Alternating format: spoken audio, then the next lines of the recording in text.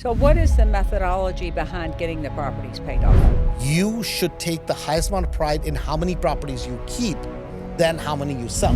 I know that in the Chicago market, you have had great success with probates. Using 257, you could literally pay off 7, 8, 10 properties in a matter of 7 to 10 years.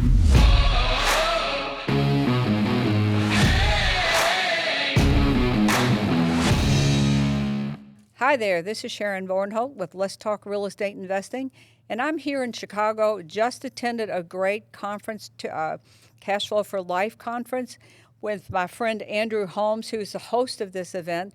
So I thought, why not come over here to his fancy studio and we'll just do a podcast. So welcome, Andrew. Thank you. So I've been coming to this event for, I think, since around 2016, since the year I met Andrew.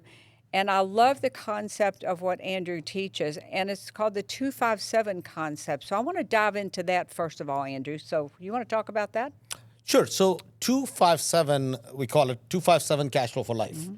What that means is in 2 years, how do you buy 5 properties minimum, have them paid off in 7 years or so? Mm-hmm. So cash flow for life, meaning that I truly believe that for most people, if they had 5 properties that they owned and they had no debt on it, they could basically be set for the rest of their lives. Obviously, 10, 15 is better, but that's the initial concept that we always try people to understand, and that's 2 years, 5 properties, have them paid off in 7. So what is the methodology behind getting the properties paid off? So the basic methodology is you're buying the properties with equity. So there are 3 things we consider whenever, what we consider a great property. Okay. Number 1, purchase and rehab and any carrying cost. We call that all-in price. Mm-hmm. So let's say that is $150,000. When you get an appraisal to keep the property as a rental, that appraisal needs to be at least 25 to 30% higher, which means you're simply buying the property with 25 to 30% equity. You're refinancing 70 to 75%. So you don't necessarily have any money out of pocket. Okay. Now, you wait 6 months, you take some cash reserves, you put them aside. In terms of cash flow, the second thing we want, so first thing is equity, 25 to 30%. Second thing we want, about 450 to 500 net cash flow. Even with today's interest rates at 7.8, 7.5% interest rates, because you're buying the property under market. That's the key. So second thing is $450 to $500 net cash flow. And then you're going to buy a property, wait 6 months. Why we wait is we want people to have a little bit of reserves. So you're going to take the cash flow, put it aside. Mm-hmm. On the 7th to 8th month, you buy your second property. Then you do the exact same process. You're buying it, rehabbing it, renting it, refinancing it. Then you again wait about 6 months. Now you have about $1,000 every single month reserves you put aside. Then you buy property number 3, 4, and 5. Once you're at 5 properties, now I again want you to wait 6 more months. Okay. So this period generally takes people about 2 to 2.5 years. And at that point, you're taking about $2,500 or so worth of cash flow, and you're attacking the property with the highest interest rate and the lowest amount of mortgage. And so basically what we're doing is we're using the concept that people would use to pay off their credit cards to pay down properties. Okay, that makes total sense. So I like the fact that you want to have reserves. Everybody knows that you can start out with rental properties and then you have a sewer line problem or something big, and you don't. I think that's the most troubling thing for most people. What am I going to do if something happens and I don't have the cash reserves? Right, correct. And that's where I want people to have a sensible, practical approach towards building a rental portfolio. This is not just a gimmick. This is not something that, oh my God, I bought a rental or 2 and now I'm broke. Because we all know of landlords that have 2, 3 rentals and they're always between broke and miserable. Mm-hmm. And that's not how you own good quality rental properties. There's a method to this madness because you're buying it on the front end with equity. You're buying it with good cash flow. You're putting some money aside, right? I mean, literally what used to take people 30 years of their life to have maybe 1 paid off property, using 257, you could literally pay off 7, 8, 10 properties in a matter of 7 to 10 years. Mm-hmm. Of course, if you're in a market like Chicago, it'll take 5 to 7 years to pay off, 8 years to pay off. If you're in California, it may take 14 years to pay off. But having 3, 4, 5, 6, 8 properties, you're set for the rest of your life. Okay. So when is it ever? I know you want people to be buy and hold landlords. What about if they don't feel like they don't have the resources? Maybe they need to wholesale a property every now and then or flip a property. When is that appropriate? I think that's very appropriate to wholesale a property or to do flips. That's where I started, right? But what we have to keep in mind that 99% of people, when they get into real estate, they get into it for one reason, because they want to eventually have cash flow. But somewhere along the way, they get sucked into, oh, I'm a wholesaler or I'm a flipper. My point is, you're never a wholesaler, you're never a flipper. You should take the highest amount of pride in how many properties you keep than how many you sell. Now, does that mean that to keep every one property, you may have to wholesale 5? That's okay. Nothing wrong with it. But what is the net outcome out of real estate we want? That is ultimately to build wealth. That is ultimately to have cash flow. So every time you wholesale a property, you have to keep in mind, I'm doing this because of what? Not because I want to be doing wholesales, because I eventually want to graduate towards doing rentals. Because what I've seen over the years is whenever people focus on wholesales, they end up doing just bigger numbers and a lot of revenue, but not a lot of net bottom line. Same exact thing with flips, right? If wholesaling is going to make you good amount of money, it makes you 20, 30,000 bucks, wholesale it. But if you put in an extra 20 into the property, you're going to make 40 on it, on top of what you would have made for wholesales. Then you put the 20 extra into it and you flip the property out. But then every time you do a flip, if you make 50,000 or 100,000, fantastic, I'm happy for you. But you just got done with one job. Right. Now you're going to have to go get another job. So my whole point with that is that as long as we keep the main thing, which is, am I building a rental portfolio? I'm taking small wins by doing wholesales. I'm taking small wins or even sometimes huge wins by doing flips. Nothing wrong with it. But I count my wealth is in not the number of, in the size of the property I live in. I count my wealth in the number of properties I own that other people live in. And it's a philosophy of thinking about wealth rather than thinking about income. So it's a means you use to get to the ultimate goal of having the rental portfolio. Correct. Exactly. So, and I know there's a case of, let's say you lost your job and you have to suddenly wholesale to pay your bills. That's okay. 100%. Yeah. So the wholesaling and flipping should be looked at as a base to build a rental portfolio. I mean, with flipping or wholesaling, what is the biggest advantage? It's buying properties at great off-market prices, right? At great prices. So use that skill set that you acquired for wholesaling a property or for flipping a property. But the highest and best use of a property, in my mind, always is to keep it forever. Okay.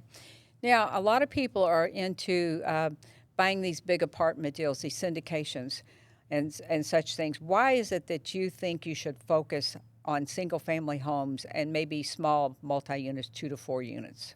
So here's the simple reason that, number one, for most investors, 95 to 98% of investors, it's more profitable to buy single families and 2 to 4 units, even 5 to 10 units. Right. Why? Because the competition, relative competition, is not as much in that kind of sector. Because whenever you start getting into big multifamilies, you're not in cash flow business. You're in the money management business. Right? And when money is plentiful, today the money is plentiful.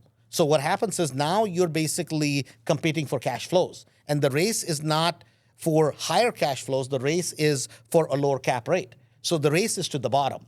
And I just don't think that makes any sense to compete that, hey, somebody else is going to buy it for a 4 cap, I'll buy it for 3 and 3.75, or somebody else will buy it for 3.5. So there's much more cash flow doing it the way you... There's a heck of a lot of cash flow. There's a heck of a lot of equity and individual wealth. You can build it much quicker and much easier with smaller properties. Now, it won't be sexy, but it'll be much more profitable. So let's talk about acquisitions. I know when you started out, you found most of your properties on the MLS auctions, and eventually you went to off-market deals. So let's talk about that process. So that was market dependent. I started out in 2008. All the way from 2008 till 2012 or 13, you didn't have to go anywhere else. MLS had so many transactions. This was across the country. Chicago, specifically, our market was just, you had literally, right, over 150,000 pre-foreclosures at that time, right? So those numbers are mind-boggling. So hence, because I came from a real estate agent background, I was doing MLS. Then I went to auctions, which was Cook County auctions, sheriff sales, which were very difficult for everybody else. I wish at that time, I had known how to buy properties off market. And as an agent, I didn't know what I didn't know, because I didn't even believe that you could find properties off market. I mean, it was just me not knowing what I didn't know. But you could find so many good deals otherwise. That's what we did. That's just, that's so smart. Now, I kid you about this all the time. Somebody told you about probates. Who was that person again? That was you, right? I mean, no, I can say this with confidence. The only real estate event that I have ever gone to in terms of investing was yours. You were doing a marketing and branding event in Nashville. And I drove down there. Rahul and I came down there. And that was, I mean, that's how we became friends, literally. And I knew you from probates, and literally all these years you've been talking about it. We've had you come speak about it, but knowing something and doing it are two different things. And now we're doing it. And talk about that. I know that in the Chicago market, you have had great success with probates.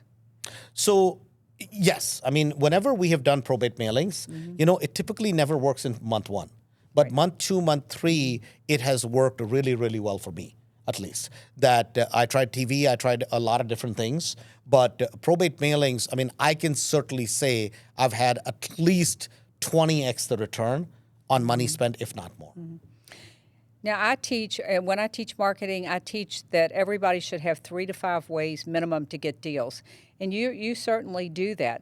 So what, in your business, what 3 to 5, I know you still do foreclosures, you still do all of those, but talk about the different ways that you have broadened your reach with marketing. So, of course, the MLS, right? Number 2 is the auctions, online auctions, as well as county auctions in person, right?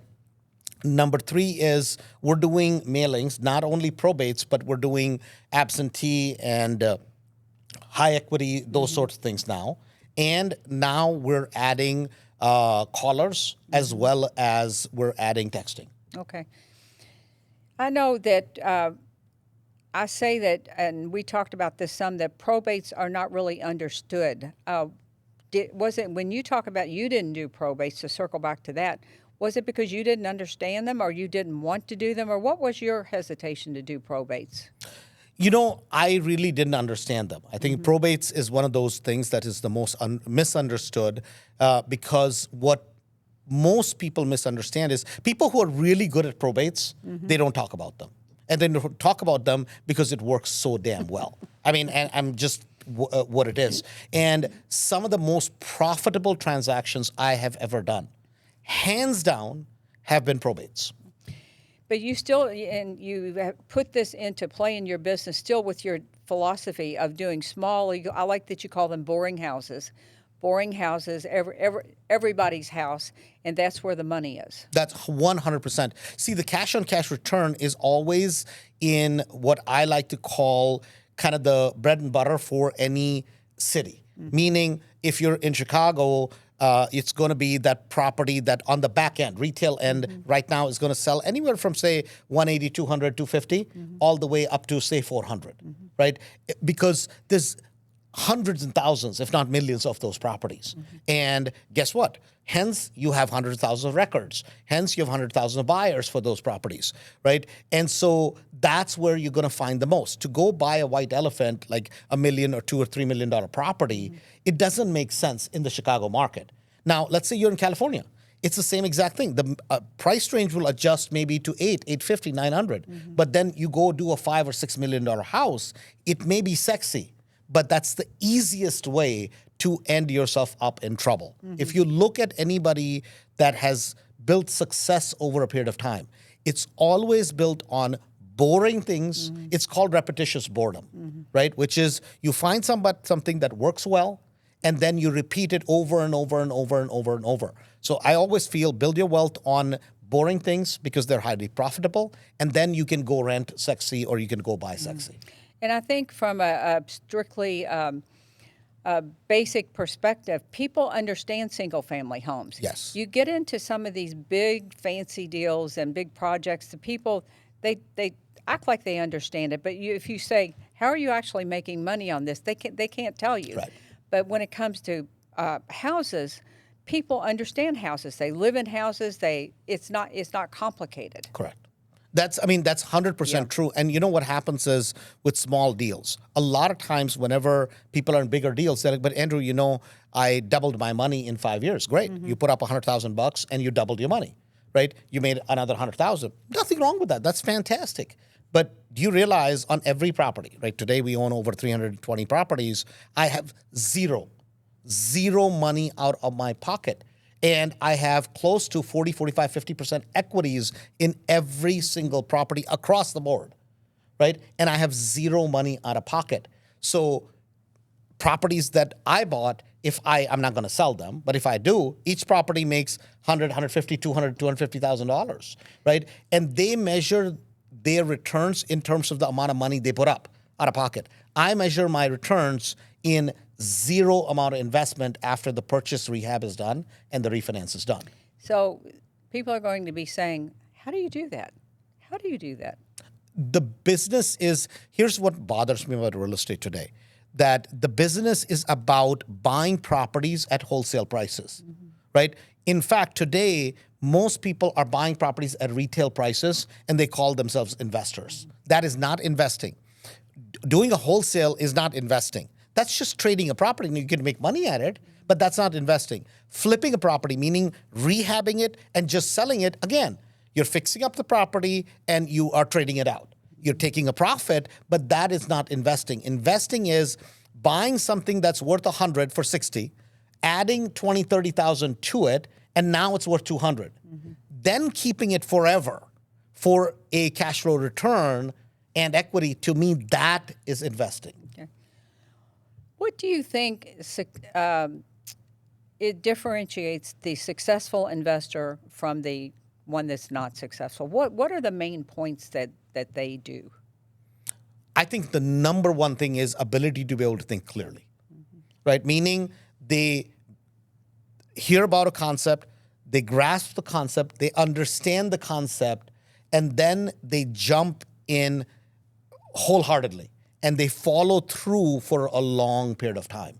And that's the one thing that has nothing to do with how much money they had, how many properties they had, if they had good credit, bad credit, does not make a difference. People who have a clear way of thinking are always going to beat the people who have 50 ideas. I think that's true. And I think from where I sit, I've been coming here a long time, you have a formula. And people, I hear you say over and over and over again, follow the formula. Once you've gotten X number of properties, you can get all fancy. You can go do all the fancy things. But in the beginning, just follow the formula, follow the steps, and follow the path so we've shown you works. Right. So what do you have to add to closing out? What advice do you have for people? What did we miss here? I mean, from my end, if you take care of real estate for the first 5 years, real estate will take care of you for the rest of your life. Do simple, boring things, buy properties at wholesale prices, meaning at huge discounts, and if possible, and when possible, do not ever sell them. I promise you, you will beat 99.99% of investors in the marketplace. Well, thank you, Andrew. As always, it's been a great show, and thanks for letting us do it in your fancy little studio here. No, this has been awesome. Talk to you soon.